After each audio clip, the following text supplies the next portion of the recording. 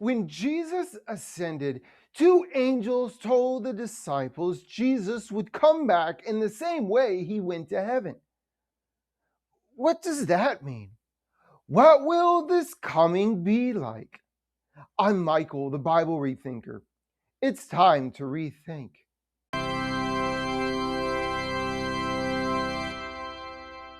The angels had no conception of more than one second coming. There is no secret rapture followed by what is really a third coming, which gets called a second coming. Yeah, that confuses me too. But the angels simply stated that Jesus would return. But what would that return look like? The truth about the ascension and second coming isn't just the stuff of abstract theology. Stay tuned because you are going to discover it matters right now.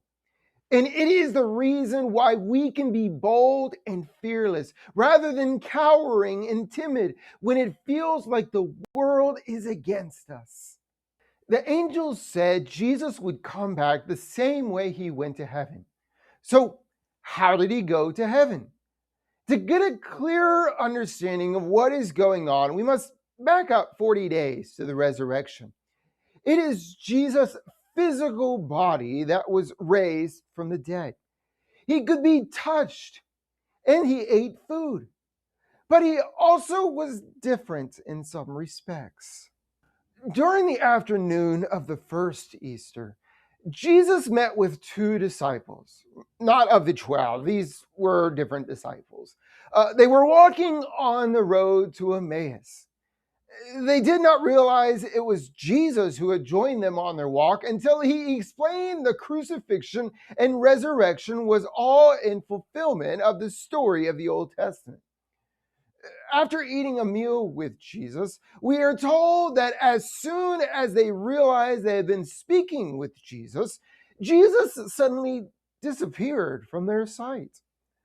The two went straight back to the 12 disciples to tell them they had seen the Lord. I hope you are seeing the parallels between this story and the Ascension. Jesus speaks to his disciples, he disappears, and there are two witnesses. So where did Jesus go when he disappeared? Well, with his new body, he can apparently readily cross between the earth and heaven. You see, heaven isn't a place that is far away. You couldn't get there in a rocket ship, even if it could travel an infinite distance. So Jesus doesn't need to go up to go to heaven, even though that figurative language is sometimes how it is described. But heaven is more like a different dimension. It is a reality that is behind our own. Perhaps we could think of it as the world's invisible command center or the control room. When we reach Ascension Day, 40 days after Easter, Jesus has regularly appeared among his disciples and regularly disappeared as well. So you could think of Ascension Day as the last time he disappeared.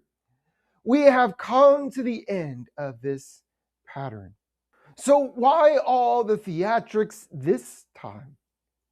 Why the clouds and the people gazing into the sky? The way the story is told in Acts is intentionally narrated as an echo of other stories. These stories gave this story greater depth and meaning. For example, regularly when an emperor died in Rome, there was some alleged witness who would say that upon the emperor's death, they saw his soul rise up to heaven. Such an observation made it clear the emperor has become a god, and so his successor must be a son of God. The story in Acts turns the regular emperor's story into a kind of parody. Jesus was, in fact, God. He did go to heaven to rule over the world. But this didn't occur at Jesus' death. Jesus had already died and resurrected from the dead. There was no emperor who could ever top that story. But the biblical allusions are even more powerful. Throughout the Old Testament, the presence of clouds is a way of declaring God is present. In Daniel, we have the image of the Son of Man rising on the clouds to sit at the right hand of the Ancient of Days. This is a name for God. Luke, the author of Acts, wants us to understand that Jesus is going to the place of authority. More than that, all the kingdoms of the world that inflict suffering upon the people of God are going to fall precisely because Jesus reigns. And don't forget the Transfiguration. Jesus brought his disciples to the top of a mountain. Two people appeared with Jesus, and God declared, "This is my son. Listen to him." Put another way, God was declaring that Jesus was the king. They were enveloped in a cloud, but when the clouds were gone, the two witnesses were gone, Moses and Elijah, and Jesus remained. But this time at the Ascension, Jesus is gone and the two remained. They told those standing there who were looking up, which other way do you look when your eyes were on someone on the top of a hill? That Jesus was going to return. So Luke isn't necessarily trying to tell us that Jesus floated off. He was on a hill, enveloped in a cloud, and simply was gone.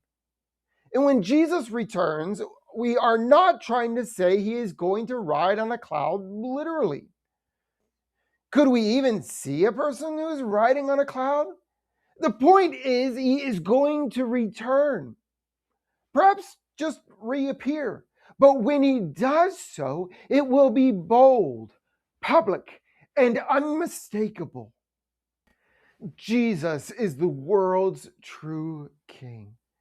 Jesus will return as the world's true king.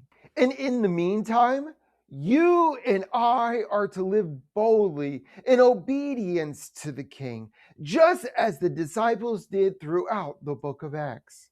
We can't lose in our mission because Jesus has been given all authority and power.